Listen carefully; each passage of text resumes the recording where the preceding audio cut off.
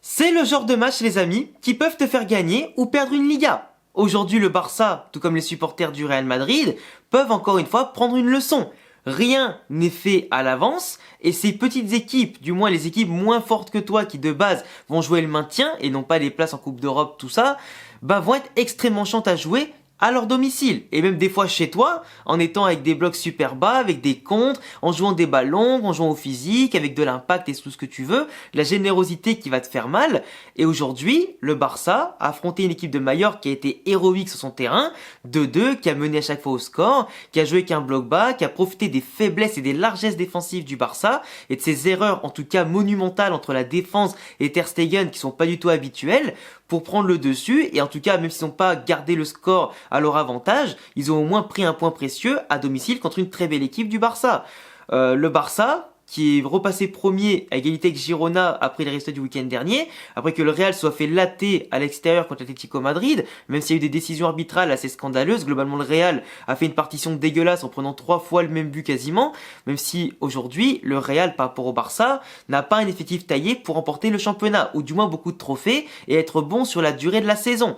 T'as le Barça qui a fait des belles recrues avec les deux Joao qui s'éclatent en tout cas depuis qu'ils sont arrivés. T'as les jeunes Fermin et Lamine qui explosent tout sur leur passage. T'as Gavi aussi, même si Pedri est pas là, qui assure quand même un bon intérim en attendant. T'as quand même Ferran Torres et Rafinha qui retrouvent un très bon niveau en ce moment, qui sont décisifs. Lewandowski, même s'il a fait un pas bon début de saison, là il revient de plus en plus de manière intéressante. Donc t'as quand même globalement un Barça plutôt solide, même s'ils prennent de plus en plus de buts par rapport à la saison dernière, où ils ont failli battre le record d'Europe du peu de buts inscrits en une seule saison. Là, ils en prennent quand même pas mal, entre 3 contre Villarreal, 2 contre le Celta, 2 encore aujourd'hui. Donc c'est un peu inquiétant, mais de base, ils ont gagné leur match en mettant beaucoup plus. Là, leur attaque a été un peu en panne, a été un peu prévisible et stéréotypée. C'est un peu cassé les dents sur un bloc qui s'est montré plus patient qu'eux au niveau offensif.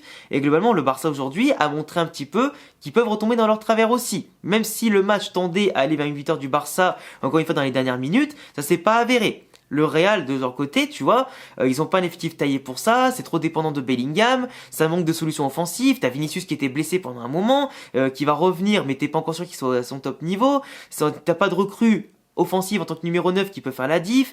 Derrière, dès que tu fais tourner avec Lucas Vazquez, c'est pas au level. La défense globalement qui manque de concentration, qui prend beaucoup de buts dans les premières minutes. T'as plus Courtois au cage, donc c'est plus compliqué. Donc le Barça qui normalement avait toutes les cartes en main aujourd'hui de commencer à tracer le Real Madrid, qui ne pouvait pas à mon avis suivre le rythme du Barça. Sauf qu'aujourd'hui le Real a peut-être l'occasion de demain contre Las Palmas, et on l'espère qu'ils tomberont pas dans le même piège mallorquin qu'aujourd'hui le Barça, parce que rien n'est fait en tout cas à l'avance.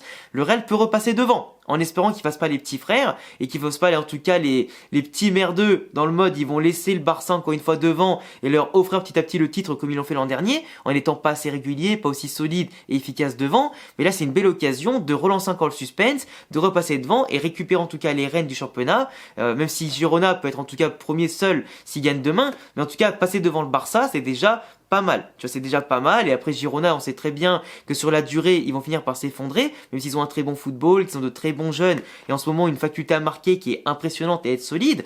Mais voilà, en tout cas le Barça, pour recentrer un petit peu dessus, pour moi, ils ont plus de chances de remporter la Liga cette saison sur la durée, mais aujourd'hui, c'était un peu cataclysmique. Et je pense que les choix de Xavi étaient vraiment pas bons, dans le sens où déjà, même si tu fais tourner, parce que t'as la Ligue des Champions à côté, t'as les matchs de championnat qui commencent, t'as les sélections avec en tout cas la prochaine trêve qui arrive bientôt, tout le monde veut être concerné forcément pour prendre du rythme, les automatismes, faire jouer tout le monde, etc.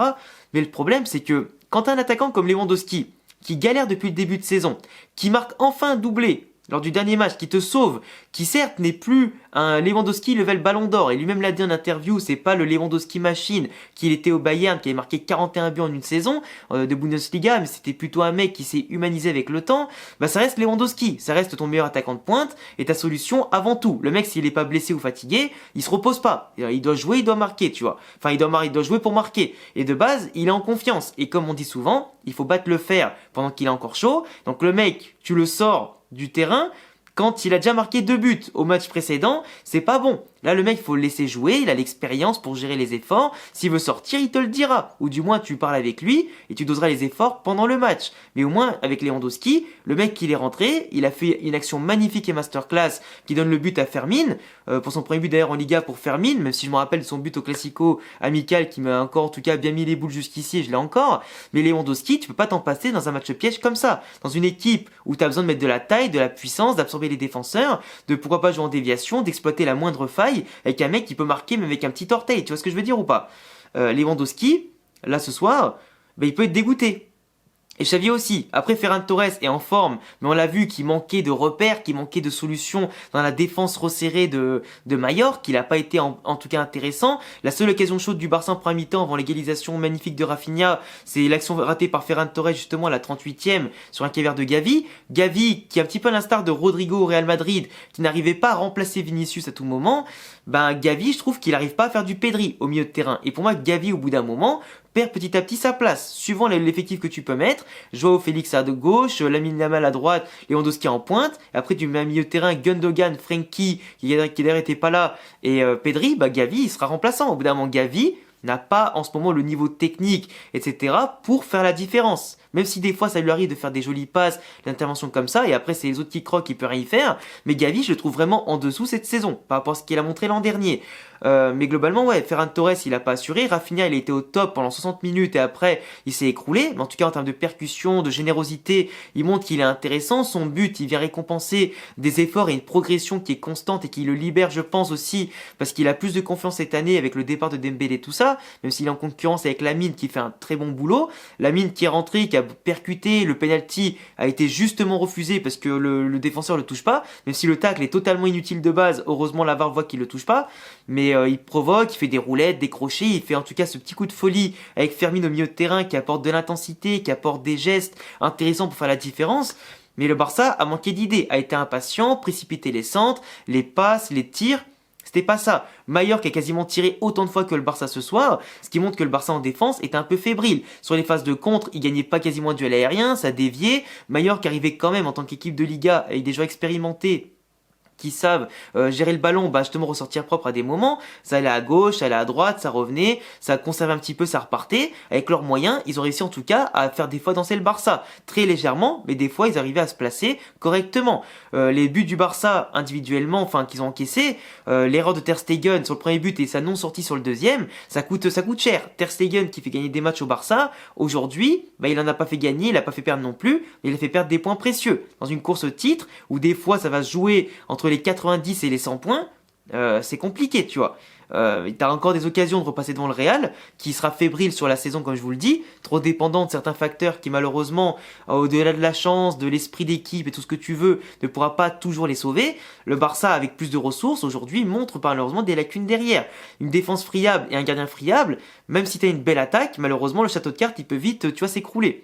Après le Barça aujourd'hui, Félix, j'ai pas compris pourquoi il est sorti. Parce que pour moi, quand Lewandowski rentre, il a besoin de quelqu'un qui gravite autour de lui. Et malheureusement, tu fais sortir Ferran et Joao Félix, il n'y avait plus personne autour de lui, en soutien, sur les côtés pour combiner. C'est un peu compliqué. Le Barça qui essayait avec Cancelo par exemple, qui dépassait sa fonction de s'intégrer entre les lignes, d'apporter du surnombre, etc., de la vitesse sur les côtés et aussi dans l'axe, c'était pas suffisant. Gundogan aujourd'hui, pas inspiré. Frenkie de Jong pas là, ça a été compliqué. Oriol Romeu, ça a été un carnage. Il était perdu, les passes ratées, les interventions un peu maladroites, il avait déjà pris un jaune, il a fait en prendre un deuxième derrière.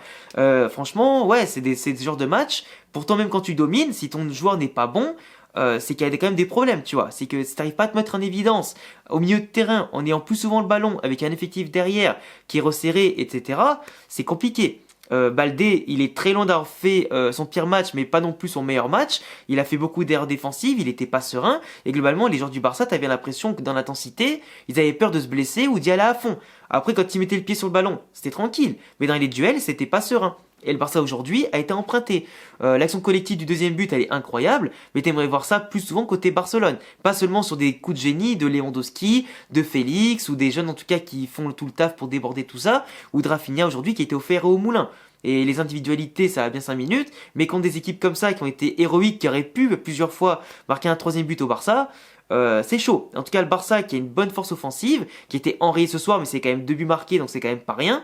2 buts encaissés, ce qui montre quand même des lacunes importantes, mais le jeu a montré que le Barça pouvait retomber dans ses travers. Malgré des joueurs qui montent de plus en plus, t'en as d'autres malheureusement qui suivent pas, et quand t'as pas une osmose comme ça à tous les levels, bah ça fait que la machine s'enraye facilement, même si le Barça pour l'instant est invaincu depuis le début de saison, on sait pas combien de temps ça va durer, mais perdre des points avec des nuls, c'est le deuxième pour l'instant, c'est pas grand chose, mais en seulement 6 journées, on a vu le Barça commencer quand même mieux ses saisons, tout comme le Real Madrid ou les Atlético. Enfin bref, Xavi qui peut s'en prendre à lui-même d'avoir fait trop tourner, c'est clair. Après, les joueurs avaient largement le temps, avec les arrêts de jeu, tout ça, de prendre la décision, de faire la décision. Et puis, ouais, je pense que j'ai fait le tour un peu de la question. Lamine Yamal, j'ai dit tout à l'heure, le penalty était bien fusé. Je crois que j'ai rien oublié. Après, ouais, Mallorca qui a fait ce qu'il pouvait avec leurs armes. T'avais quand même des bons joueurs comme les Sergi Darder, tout ça, qui ont essayé d'apporter un peu plus de tranquillité derrière, au milieu de terrain, pour conserver, pour éviter d'être trop essoufflé dans les derniers instants, faire reposer un peu l'effectif, tout ça. Mais Mallorca, en tout cas, qui est passé pas loin, Félix qui met un poteau, les occasions, le gardien qui sort des parades de fou. Mais c'est comme ça que tu gagnes des Ligas, comme ça t'en perds. Et le Real demain, on l'espère, pourra essayer de repasser premier. Enfin bref, c'est tout ce que j'ai à dire aujourd'hui. Petit Barça, pas très inspiré, pas très solide derrière, pas très efficace devant, mais je pense que ça va reprendre tranquillement son cours dès le week-end en tout cas qui arrive, avec encore une fois des très beaux matchs qui vont se passer. Je crois qu'ils affrontent le FC Séville vendredi pour un match assez électrique avant la Ligue des Champions, donc à voir ce que ça va donner bien entendu contre un Séville qui est de plus en plus en confiance. Ça va être un très beau match. Je vous laisserai me dire en commentaire ce que vous avez pensé de ce match-là entre le Barça et Mallorca. Abonnez-vous, cochez la cloche que vous soyez supporter du Real ou du Barça, et puis on se dit à demain pour le débrief de Real Las Palmas. Ciao les frérots.